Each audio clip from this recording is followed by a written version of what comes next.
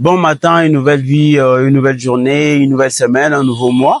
Je suis très heureux de vous retrouver à nouveau dans le cadre de votre rubrique Faisons le point. J'ai toujours cette immense joie de vous présenter cette rubrique. Donc aujourd'hui, je suis là. Dans cette nouvelle semaine, dans ce nouveau mois d'avril, on va essayer de parler de l'actualité, de faits, de sociétés qui ont touché la vie de Kinshasa durant ce dernier jour, ces dernières semaines. Du coup, sans plus tarder, on va passer directement aux lectures des actualités. Comme vous le savez, on a même publié cette vidéo sur notre chaîne. Un certain Joseph Mobutu, s'est adhéré à l'AFC, Alliance Fleuve Congo des Nanga. Alors, la famille de Mobutu ont dénoncé cela pour dire que non, c'est un usurpateur. Ce n'est pas un fils de Mobutu. On peut bien lire le tweet de Zanga Mobutu. On va le lire directement en direct. Il y a le tweet de Zanga Mobutu pour dénoncer cela, pour dire que c'est un manipulateur. C'est quelqu'un il y a une plainte qui est déposée en son nom, mais jusque-là, il s'est pas encore présenté. La justice congolaise est en train de le rechercher, mais il s'est présenté comme un enfant de Mobutu à Goma pour adhérer à l'AFC. On va ensemble lire le communiqué de Zanga Mobutu. Suite à une vidéo qui circule en ligne, la famille Mobutu tient à faire la déclaration suivante. L'individu ayant rejoint le groupe rebelle AFC 123 et prétendant être le fils de Maréchal Mobutu n'a aucun lien de quelque nature légitime, ni du droit d'invoquer notre nom. À aucun moment et en aucune circonstance, un membre de la famille Mobutu ne prendrait les armes contre la patrie. Nous tenons également à informer l'opinion publique que par le passé, nous avions déjà saisi les autorités au sujet de cet individu et déposé une plainte pour usurpation d'identité. Donc, ce monsieur Joseph Nzanga, comment il s'appelle, ce n'est pas un fils de Mobutu. Ce n'est pas un fils de Mobutu. Il est juste là pour faire le buzz. Il est juste là pour chercher du nom. Ce n'est pas un fils de Mobutu. C'est quelque chose que on doit tous retenir. De son côté également, le ministre d'État, ministre de la Justice et garde des Sceaux, Constant Mutamba, a fait un communiqué, toujours dans les cadres de la chasse aux criminels. Le ministre de la Justice et garde des Sceaux a fait un communiqué concernant l'opposant Franck Diongo. On va lire le communiqué ensemble. Communiqué numéro 093. Son Excellence, Monsieur le ministre d'État, ministre de la Justice et garde des Sceaux, informe l'opinion publique qu'il a donné injonction à l'auditeur général de FRDC d'engager de poursuites judiciaires contre M. Franck Diongo Chamba et Joseph Stéphane Mukundi pour leur participation active et leur complicité dans le massacre de populations civiles, crimes de guerre et crimes contre l'humanité commis par les mouvements terroristes AFC 123 à l'est de la République démocratique du Congo, précisément dans les villes de Bukavu, Goma, Rutshuru, Masisi, Walikale. En outre, à titre de mesure conservatoire, il a ordonné, donc le ministre d'État, ministre de la Justice, a ordonné la saisie de leurs biens mobiliers et immobiliers situés à Kinshasa, ainsi que dans les provinces. Fait à Kinshasa le 5 avril 2025, les cabinets du ministre d'État, ministre de la Justice et garde des Sceaux. Donc, Constant Mutamba ne s'arrête pas. C'est une bonne démarche à encourager. Il faut saisir le bien de tous ces gens-là qui vont s'allier, vont adhérer dans ces groupes rebelles AFC 123.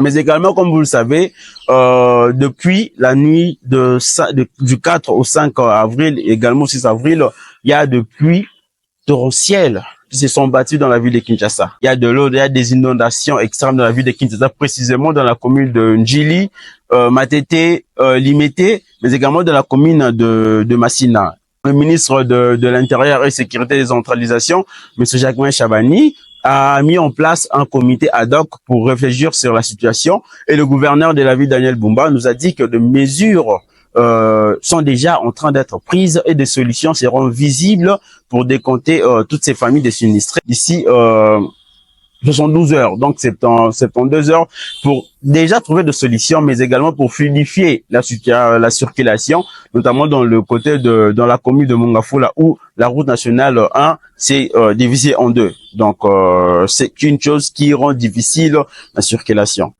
Donc, sur le gouverneur de la ville, Daniel Bumba, n'est pas resté muet. Il a fait un communiqué, on va également aussi le lire. Nous avons perdu beaucoup de vies humaines, confie le gouverneur Daniel Bumba. Après le pluie diluviennes qui ont frappé la capitale, il dénonce les constructions arnachiques dans les zones interdites et appelle à l'ordre. Organisez-vous pour libérer ces zones où l'État les fera. Donc, Comme on est en train de le voir, il y a de constructions anarchiques tout au long de la rivière d'Ndjili, le quartier riverain, mais également le maison riverain sont vraiment en menace, et surtout là que de grandes pluies s'annoncent encore pour éviter de perdre en vies humaines. C'est mieux que le gouvernement trouve une solution pour toutes ces familles qui vivent aux alentours, au bord de la rivière d'Ndjili. Il faut également signaler un sujet qui a fait débat au courant de la semaine passée. La mort du brigadier de la première classe, Fiston Kabea. Alors, j'aimerais vous signaler que sept membres de l'escorte de la première ministre, Madame Judith Suminwa, sont devant la justice militaire. Ils sont jugés en flagrance et la justice essaie d'établir la vérité pour voir qui est réellement l'auteur de cet acte, l'auteur de ce meurtre. Mais également, il faut souligner que les avocats de la partie défenderesse font appel à l'État, à la représentation de l'État. Ils veulent à ce que l'État se représente. Il y a d'autres qui demandent la présence ou l'intervention de Madame la Première ministre Judith Suminwa lors de procès. On ne sait pas si elle interviendra ou pas, mais on reste vigilant sur la situation. Dès qu'il y a des changements, on va revenir vers vous pour vous donner beaucoup plus d'informations sur ça.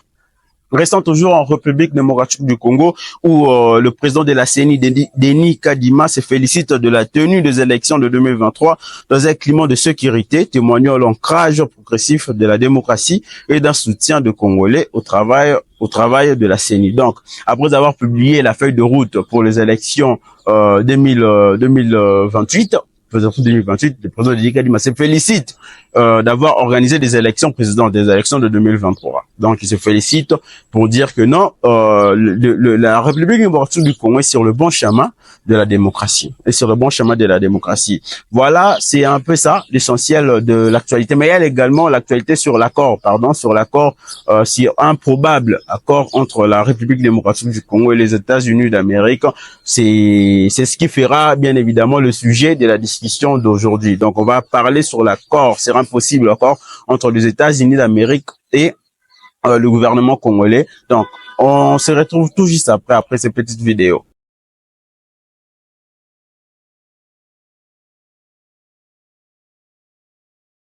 Et voilà, nous sommes de retour sur ce plateau où on va parler d'un probable accord entre les États-Unis d'Amérique et la République démocratique du Congo. Comme vous le savez, ça fait le bruit partout. On parle d'un accord entre la République démocratique du Congo et les États-Unis d'Amérique. Mais de quel accord s'agit-il? De quoi s'agit-il? Il faut bien savoir que récemment, en mars 2025, le président de la République, Félix-Antoine Tshisekedi, a proposé un accès privilégié aux États-Unis d'Amérique, aux minerais stratégiques aux États-Unis d'Amérique, mais également aux pays européens. Bon, ces termes accès privilégié a vraiment fait beaucoup de bruit. Il y a des opposants qui marmonnent concernant ce sujet, qui disent que non, le président est en train de brader le prix de minerais en guise d'un soutien sécuritaire. C'est faux. Il faut bien comprendre, il faut bien définir le terme. Très souvent, nous, Congolais, on a du mal à ramener les termes dans leur vrai sens. Quand on parle d'un accès privilégié de minerais, ça veut dire que le président de la République veut tout justement privilégier les États-Unis d'Amérique, mais également le pays européen, parce que là, la Chine est beaucoup plus à gagner du terrain sur le plan de la vente de minerais en République démocratique du Congo, surtout quand on parle de minerais stratégiques. Voilà pourquoi le président de la République veut maintenant privilégier les États-Unis d'Amérique à l'accès, avoir un accès privilégié aux minerais congolais. Cela ne veut pas dire que le président veut solder les minerais, non, parce que le président l'a dit dans les années antérieures que le minerai ne doit plus être transféré en état brut. Les minéraux doivent être traités en République démocratique du Congo et puis on va le transférer dans un autre pays pour le revendre. C'est dans ce contexte-là que le président veut privilégier un accès aux États-Unis d'Amérique. Comme ça, les États-Unis d'Amérique de Trump vont avoir un intérêt sur le minerai congolais. Ils auront tout simplement l'obligation de s'immiscer dans les affaires sécuritaires de la République démocratique du Congo. Que les opposants, mesdames et messieurs, ne vous trompent pas. Opposants à Bandokiba Kosabinote, que non, le président veut abandonner le minerai congolais, c'est faux. Ne suivez pas le tweet de Deli Sesanga. Deli Sesanga, il a peur parce qu'il sait de quoi s'agit cet accord. Il sait de quoi cet accord va impacter sur la situation sécuritaire du pays. Et en tant qu'opposant, Deli Sesanga ne veut pas que la situation sécuritaire du pays s'améliore. Voilà pourquoi il veut intoxiquer la population en disant que non, Félix Alinga Teka ba minéré, Alinga Sala ba accord, c'est faux.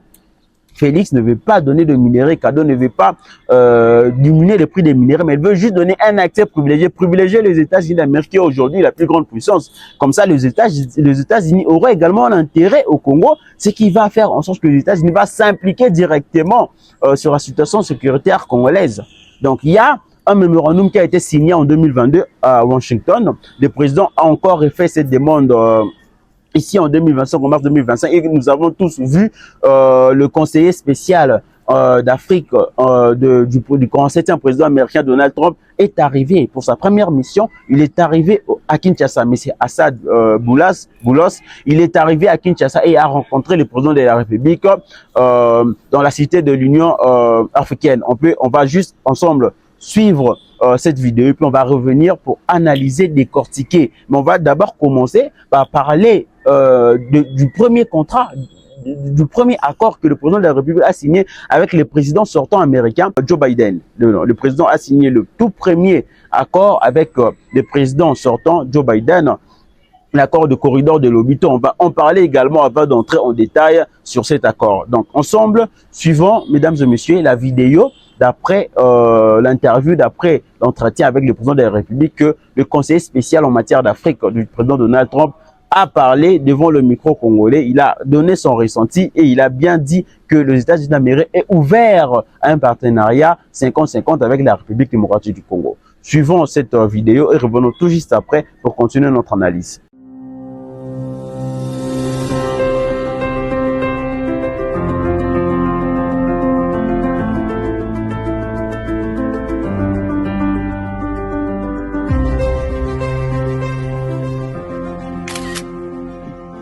C'est un grand plaisir d'être à Kinshasa. Ma première étape, comme vous l'avez dit, en tant que conseiller principal du président Trump pour l'Afrique, et c'est un grand honneur. J'ai apprécié l'opportunité de rencontrer le président Tshisekedi aujourd'hui. Nous avons abordé plusieurs sujets, notamment le développement des relations commerciales entre les États-Unis et la RDC. Vous avez entendu parler d'un accord sur les minéraux.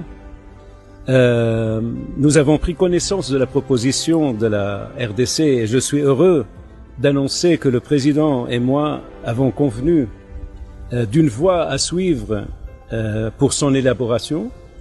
Je me réjouis de collaborer avec le président et son équipe pour établir une relation plus profonde qui profite le peuple congolais et le peuple américain, stimuler les investissements du secteur privé américain en RDC, notamment dans le secteur minier, est un objectif commun qui contribue à la prospérité de nos deux pays.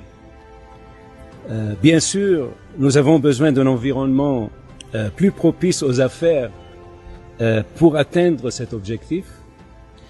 Soyez assurés que les entreprises américaines opèrent en toute transparence et stimuleront les économies locales.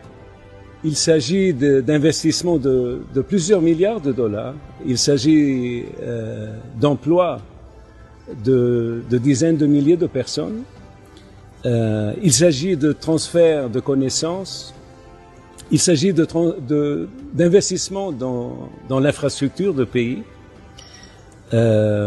mais il ne peut y avoir de prospérité économique sans sécurité.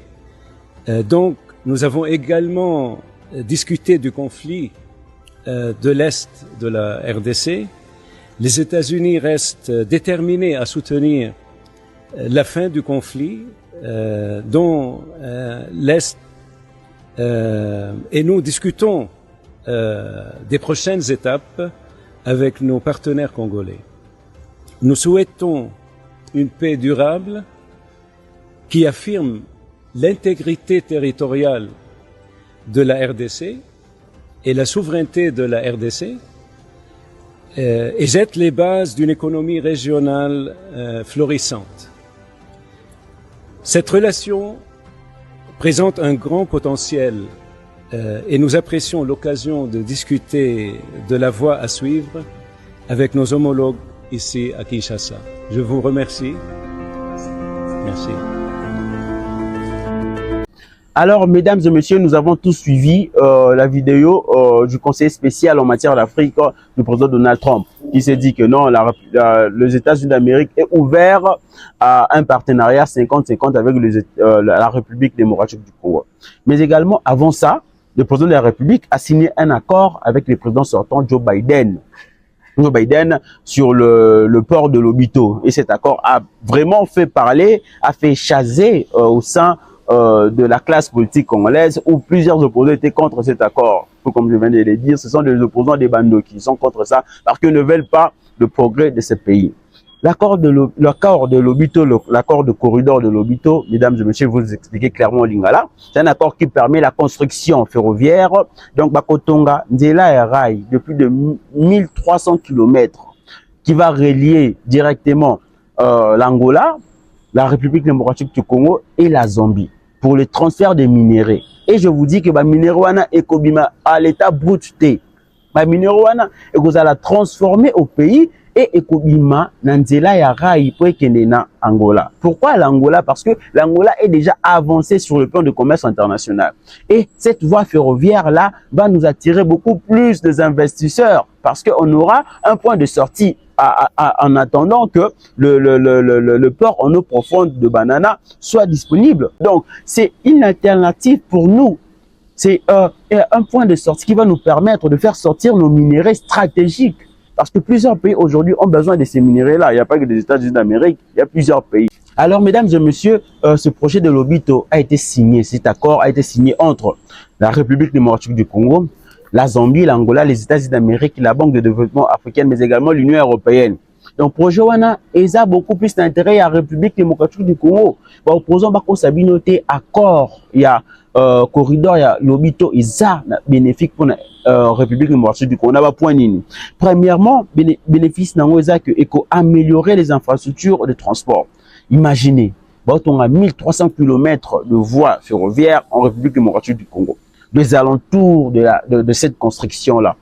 Il y aura des gens, il y aura des parcelles, et qu'on a valeur, Nanzela, il y a 1300 km à Wana. Donc, il faut aux Alando qui peuvent boire le Kabongo. Il faut aux Alando qui peuvent boire le Kabongo. Moi, je vous dis que le président de la République a une diplomatie agissante et personne aujourd'hui ne peut contester la diplomatie du président Félix Tshisekedi. Cet accord, je vous dis, c'est un atout majeur pour le développement de ces pays. C'est un atout très majeur pour l'avancement de ces pays, la République démocratique du Congo. Mais également, le deuxième avantage de cet accord, c'est stimuler le développement économique régional. Imaginez, quand vous avez une voie ferroviaire qui relie l'Angola, la Zambie et la République démocratique du Congo, cela va faciliter les transferts de marchandises. Cela va faciliter les transferts de produits. Donc, et comme ça là, et le copain RDC qui est les Zambie est commis à distance à Mouké et puis à moins cher. Pour eux, RDC qui est en Angola, avec toute sécurité, et que ça va facilement, directement. Et puis, cela va encore créer beaucoup plus d'emplois. Parce que quand on va commencer à construire ces chemins de fer, il n'y aura pas des étrangers qui viendront travailler.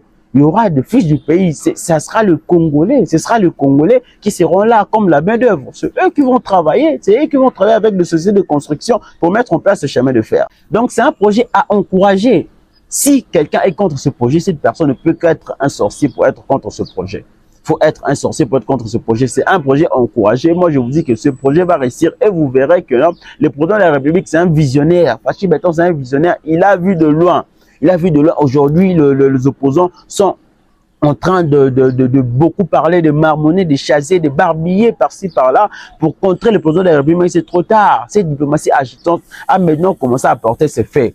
Aujourd'hui, on voit maintenant les retombées, le fait de cette diplomatie agissante. Avant, on a considéré le président de la République d'un puissant voyageur, d'un vacancier, il est tout le temps en vacances, il est tout le temps en déplacement. Mais aujourd'hui, on voit que non, la diplomatie est en train de faire son travail. Le Rwanda est là en train de subir des sanctions Parlons de la Belgique est en train de sanctionner le Rwanda dans tous les sens. Donc je vous dis que la diplomatie du président de la République n'est pas quelque chose à minimiser. Les opposants l'ont minimisé. Ils ont minimisé la diplomatie du président de la République. Aujourd'hui, ils sont en train de voir, messieurs et dames, le bienfait de cette diplomatie. Ils ne peuvent que applaudir. Mais comme ils sont haineux, comme ils sont des sorciers, comme le président de la République l'a dit, ils sont là en train de regarder, en train de ne rien dire, de contrer encore cette diplomatie. Vous allez échouer, messieurs et dames. Parmi les avantages de cet accord de Lobito, ça consiste également à réduire la dépendance aux routes d'exportation traditionnelles. Donc, on va réduire la dépendance. Si nos minéraux ne sortaient que par la voie maritime, aujourd'hui, après la mise en place ou la construction de cette voie ferroviaire, les minéraux vont aussi commencer à sortir par une voie ferroviaire pour exporter nos minéraux, pour la vente de nos minéraux. C'est une bonne chose. Messieurs et dames, chère population, qu'on ne vous trompe pas. Cet accord de Lobito est très bénéfique pour la République démocratique du Congo. Et si un pays est gagnant de cet accord, c'est bien la République démocratique du Congo. Soutenons cet accord, messieurs et dames. Alors qu'aujourd'hui, le président de la République veut conclure un nouveau accord avec,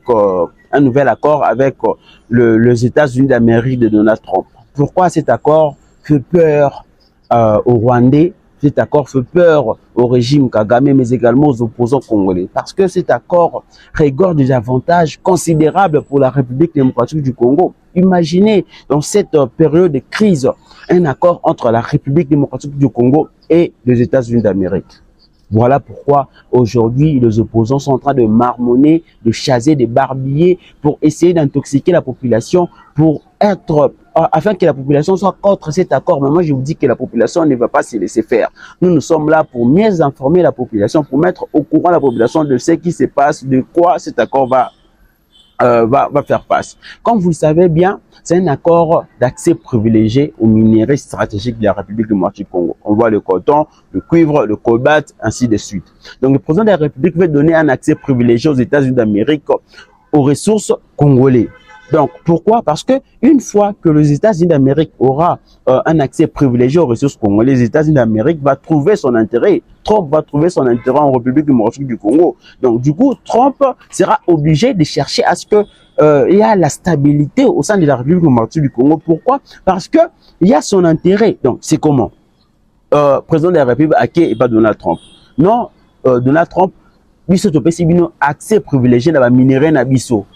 Pour nous ça la batterie électrique, pour nous ça ba téléphone, ba fabrication ba armes nucléaires, to pesi bino accès privilégié. Donc na ba client na biso nyonso to komanda ko privilégié États-Unis d'Amérique. Donc Air États-Unis d'Amérique on a tous suivi le conseiller de Donald Trump en matière de sécurité. Il s'est dit que les États-Unis d'Amérique est ouvert à ces partenariats. Donc Air États-Unis a accepté Konzima accord wana que non nandimi kokoma aujourd'hui acheteur client numéro 1 à la République démocratique du Congo bakozala obligé à koluka à ce que stabilité ekota na Congo pour bango ba bénéficier bakozala obligé. En plus accord wana ils ont en échange na soutien sécuritaire. C'est quoi quand on parle de soutien sécuritaire? Et là aux banques ça va poser un wana sur le soutien sécuritaire que les États-Unis va apporter à la République démocratique du Congo. Fachi est tellement intelligent. Quelle diplomatie agissante, jusqu'à ce que Trump a nouvellement nommé son conseiller spécial en matière d'Afrique, monsieur Massad Boulos. Sa première mission a été de venir en République démocratique du Congo pour discuter avec le président de la République. Et sur place, en République démocratique du Congo, il va signer un mémorandum. Va signer un mémorandum protocole d'accord. Donc, dans le prochain jour, cet accord va voir le jour. Et quand cet accord va voir le jour, ça sera vraiment un avantage grandiose pour la République démocratique du Congo. Bomoni nanga à perdre, opposant va perdre, bazoye va souffler.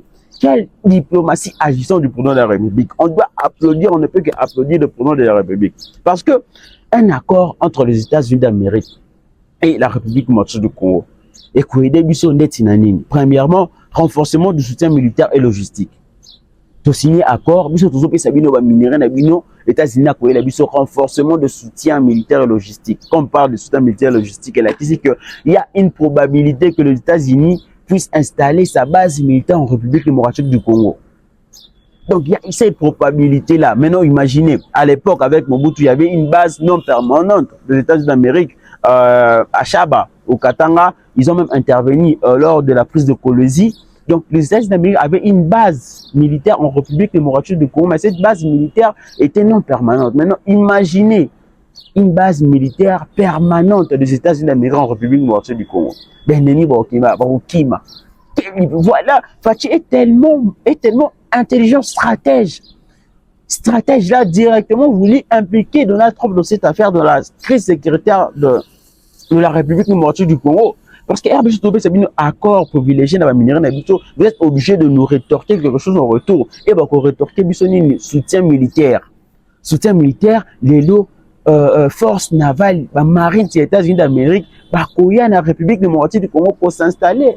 Et ça annonce la fin de cette crise sécuritaire. Ça annonce la fin de cette crise sécuritaire que le Rwanda est en train de nous imposer. Donc, une fois que il y aura une base américaine sur le sol congolais, comme il y en a également au Somalie, ça sera la fin de la guerre parce que vous allez obligé d'implanter, d'instaurer une stabilité, afin que les États d'Amérique puissent bénéficier du minerai congolais. Et quand on parle de bénéficier du minerai congolais, cela ne veut pas dire que non, le président de la République va réduire le prix, va brader le prix du minerai. Non, c'est faux. Quand on parle d'accès privilégié, c'est-à-dire que non, le président a plusieurs clients, mais Félix Antoine Tshisekedi va privilégier beaucoup plus les États-Unis d'Amérique comme partenaire privilégié. Et la question est que non, à Kokaba minéré comme les opposants d'Élysée et Saint-André l'Élysée, ça c'est faux. Le président de la République va juste essayer de privilégier les États-Unis d'Amérique concernant le minerai congolais. Parce que la Chine, aujourd'hui, la Chine est privilégiée, mais la Chine ne nous soutient pas sur le plan de l'armement. Au lieu, tout qui n'a consommé en Thaïlande, tout qui n'a consommé en Zanzibar, je ne sais pas, tout qui n'a consommé en Égypte, on va directement négocier avec les États-Unis d'Amérique qui est aujourd'hui parmi les premiers fournisseurs de armes. Voilà l'importance de cet accord. Voilà pourquoi les opposants aujourd'hui essayent d'intoxiquer la population. Non, le président va minérer. Le président va minérer. Non, c'est faux. Le président est en train de chercher comment mettre fin à cette guerre. Et la meilleure façon de mettre fin à cette guerre, c'est d'avoir une base militaire américaine sur le sol congolais. Cela va instaurer une paix définitive.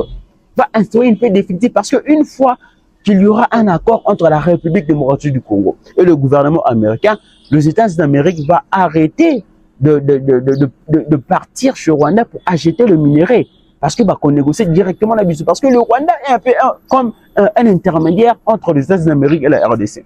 Quand on va voir que non, intermédiaire, allons toujours négocier directement dans la fournisseur République démocratique du Congo, ils n'auront plus besoin ni intérêt d'aller voir encore le Rwanda.